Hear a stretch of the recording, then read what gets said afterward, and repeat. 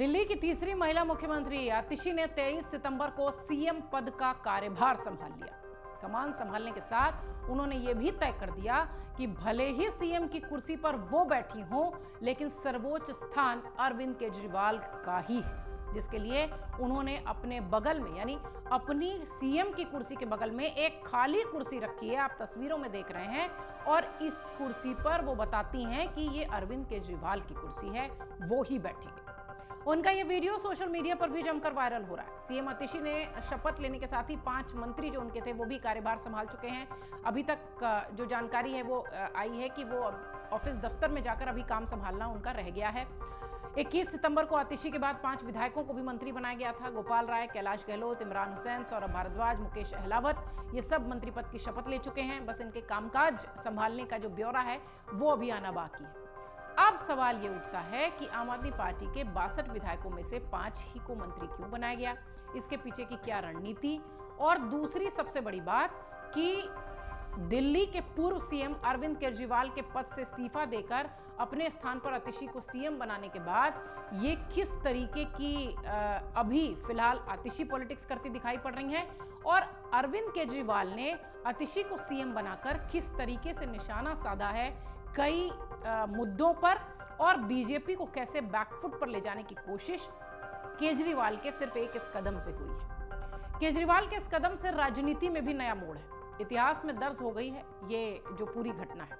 ये कहना गलत नहीं होगा कि जिस तरह बीजेपी का चाणक्य गृह मंत्री अमित शाह को कहा जाता है, वैसे आम आदमी पार्टी के चाणक्य की श्रेणी इन दिनों अरविंद केजरीवाल संभाले हुए हैं। आतिशी की टीम से 5 मंत्री ही क्यों, और आतिशी और उनकी टीम को लेकर ऐसा क्या कदम उठाया है केजरीवाल ने, जिससे कि राजनीतिक विश्लेषक कह रहे हैं कि बहुत कुछ साध लिया है। दरअसल 2003 में अटल बिहारी वाजपेयी की सरकार ने संविधान में सरकार के मंत्रिमंडल के आकार को लेकर एक व्यवस्था की थी। इससे पहले देश और राज्य में जितनी भी सरकारें थी उस दौरान ऐसा कोई प्रावधान लागू नहीं हुआ था। हालांकि 91वें संविधान संशोधन में 2003 द्वारा मंत्रिपरिषद के आकार को सीमित कर दिया गया था, यानी मंत्रिपरिषद का जो आकार है वो थोड़ा सा सीमित होगा। तत्कालीन अटल बिहारी वाजपेयी की सरकार ने साल 2003 में संविधान का 91वां संशोधन किया था। इस संशोधन के जरिए मंत्रिमंडल का आकार 15% तक सीमित हुआ था। इसी के आधार पर केंद्र और राज्य कैबिनेट में सदस्यों की संख्या तय होती है। इससे पहले मंत्रिमंडल के आकार को लेकर कोई व्यवस्था नहीं थी। इसके लागू होने से पहले देश के अलग अलग राज्यों में सरकारें थी जहां मंत्रियों की संख्या 15 से 35 हुआ करती थी, 15 से 35%। 91वां संशोधन लागू होने से पहले 2003 में यूपी सरकार के लगभग 90 से अधिक मंत्री थे, बिहार में 80 से अधिक, महाराष्ट्र में 65 से अधिक, पश्चिम बंगाल में 40 से अधिक और आंध्र प्रदेश में लगभग इतने ही मंत्रियों की संख्या थी। मार्च 2003 में संविधान का 91वां संशोधन लागू हुआ। यही कारण है कि आम आदमी पार्टी के नेतृत्व वाली दिल्ली सरकार में मुख्यमंत्री आतिशी के अलावा सिर्फ 5 कैबिनेट मंत्री शामिल किए गए। इससे पहले अरविंद केजरीवाल के नेतृत्व वाली सरकार में भी उनके अलावा 5 नेताओं को भी कैबिनेट में जगह मिली थी। अरविंद केजरीवाल ने एक तीर से कितने निशाने साधे हैं, अब थोड़ा इस पर भी चर्चा कर लेते हैं। समझिए, अगले साल दिल्ली में विधानसभा का चुनाव होना है, लेकिन सीएम आतिशी के खिलाफ चुनाव लड़वाने के लिए बीजेपी के पास बांसुरी स्वराज के अलावा कोई बड़ा महिला चेहरा नहीं है। यानी कि जिस तरीके से बीजेपी को बैकफुट पर, बीजेपी की रणनीति को बदलने पर मजबूर कर चुके हैं अरविंद केजरीवाल, उसको इस लिहाज से समझिए कि कोई भी दिल्ली में आतिशी के खिलाफ बीजेपी के पास ऐसा चेहरा नहीं है जिसको कि वो आगे करें, जिसको कि वो प्रोजेक्ट करके आगे बढ़ाएं। हालांकि अब बीजेपी के नेताओं को, बीजेपी को आम आदमी पार्टी पर और दिल्ली के मुख्यमंत्री पर हमला करने से पहले, कटाक्ष करने से पहले, बयान देने से पहले 2 बार सोचना होगा, क्योंकि महिला चेहरा होने के नाते जिस तरीके से अरविंद केजरीवाल पर बीजेपी के तमाम नेता हमलावर हुआ करते थे, अब वैसी स्थिति आतिशी के साथ नहीं दिखाई पड़ेगी। और जैसा कि हमने कहा कि बांसुरी स्वराज के अलावा कोई भी ऐसा नाम फिलहाल दिल्ली की सियासत में बीजेपी के सामने नहीं दिखता है जो कि आतिशी के सामने टिक सके। इसलिए ये कहना कि बीजेपी को अपनी स्ट्रैटेजी नहीं बदलनी होगी, ये बिल्कुल गलत है। बीजेपी को पूरी तरह से टॉप टू बॉटम अपनी स्ट्रैटेजी दिल्ली विधानसभा के लिहाज से बदलनी ही होगी। एक तो ये बड़ी बात हो गई। दूसरा एक बड़ा मुद्दा जो कि सीएम साध गए, पूर्व सीएम कह लीजिए अरविंद केजरीवाल को पूर्व सीएम साध गए, वो थी आतिशी को सीएम बनाकर दिल्ली में जो राष्ट्रपति शासन लगने की चर्चा थी वो फिलहाल खत्म हो गई। आप सब जानते हैं कि किसी भी फाइल पर साइन न कर पाना, सचिवालय न जा पाना, जेल में जब अरविंद केजरीवाल थे तब भी बहुत सारे काम और फाइलें ठप पड़ी थी, जिसको लेकर बीजेपी के नेताओं ने कहा कि फिलहाल तो यहां राष्ट्रपति शासन लगना चाहिए।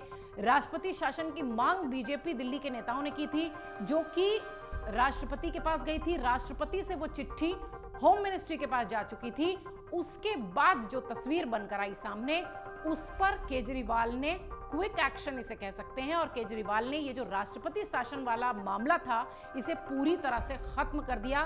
बीजेपी को खास तौर से इस मुद्दे पर बैकफुट पर कर दिया। तो एक मामला तो ये भी है जिसे कि अरविंद केजरीवाल साथ ले गए, और फिलहाल दिल्ली में ये वाला जो राष्ट्रपति शासन की तलवार थी एक तरीके से कह लीजिए आम आदमी पार्टी के ऊपर, फिलहाल वो खत्म होती नजर आ रही है। तीसरी बहुत इंपॉर्टेंट बात जो कि राजनीतिक विश्लेषक मानते हैं वो ये कि पत्नी को सीएम न बनाकर आतिशी के हाथों में जिम्मेदारी देकर दिल्ली जनता पर ईमानदारी और भरोसा का जो कार्ड है वो अरविंद केजरीवाल खेल गए। कहा यह जा रहा था कि सुनीता केजरीवाल, उनकी पत्नी, जिस तरीके से लगातार एक्टिव हैं चुनाव प्रचार में, हो सकता हो वो उन्हें ही मुख्यमंत्री बनाए। आपको याद होगा जब मुख्यमंत्री जेल गए थे तो उन्हीं की कुर्सी पर बैठकर मुख्यमंत्री के संदेश भेजा करती थी, संदेश दिया करती थी आम लोगों के लिए, कार्यकर्ताओं के लिए सुनीता केजरीवाल। तब से ही अटकलें लगाई जा रही थी कि हो सकता है सुनीता केजरीवाल को वो जिम्मेदारी दे देंगे, जो आमतौर पर देखने मिलता है कई राज्यों में। लेकिन फिलहाल अरविंद केजरीवाल ने एक जो ईमानदारी वाला कार्ड था उसे खेलते हुए, परिवारवाद से बचते हुए आतिशी को मुख्यमंत्री बना दिया। कमान भले ही उनके हाथ में है, लेकिन वो कार्ड इस तरह से खेल गए कि वो तो ईमानदार छवि के नेता हैं, और उन्होंने अपनी पत्नी को आगे न करके अपनी ही पार्टी की एक महिला को आगे किया।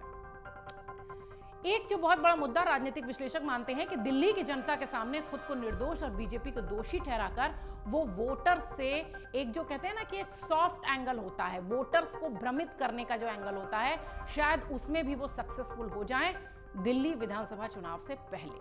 अगर आप देखिए तो अरविंद केजरीवाल ने अपने आप को निर्दोष बताने के लिए जंतर मंतर पर बैठकी भी कर ली। अब आप ये समझिए कि वो वोटर्स को ये मैसेज देने की कोशिश कर रहे हैं कि वो तो ईमानदार थे, उन्हें कुर्सी का कोई मोह नहीं था, इसलिए उन्होंने कुर्सी भी दे दी और अब अपनी ईमानदारी की बात वो कह रहे हैं। और साथ ही आपको याद होगा जिस दिन उन्होंने कहा था कि 2 दिन बाद मैं इस्तीफा दूंगा, उस दिन भी उन्होंने ये बात कही थी कि आप मुझे कुर्सी पर बैठाओगे तब मैं तय करूंगा कि मैं निर्दोष हूं, आप तय करोगे कि मैं निर्दोष हूं। इस तरीके का जो इमोशनल पंच है वो वोटर्स को लुभाने के लिए अरविंद केजरीवाल एक तरीके से कह लीजिए कि उस पंच को सक्सेसफुली फ्लो करने में, सक्सेसफुली देने में, सक्सेसफुली पहुंचाने में वोटर्स तक वो फिलहाल कामयाब हो चुके हैं। तो आतिशी को सीएम बनाकर 5 कैबिनेट मंत्रियों को शपथ दिलाकर केजरीवाल ने एक तीर से कई निशाने साधे हैं, जिसका पूरा सीधा सीधा असर बीजेपी की दिल्ली की राजनीति पर भी पड़ेगा, उनकी स्ट्रैटेजी पर भी पड़ेगा और साथ ही दिल्ली विधानसभा के चुनावों पर भी पड़ेगा। अगर आप ये वीडियो YouTube पर देख रहे हैं तो हमारे चैनल को सब्सक्राइब करें और बेल आइकन को दबाना ना भूलें। अगर आप Facebook पर ये वीडियो देख रहे हैं तो हमारे पेज को लाइक करें।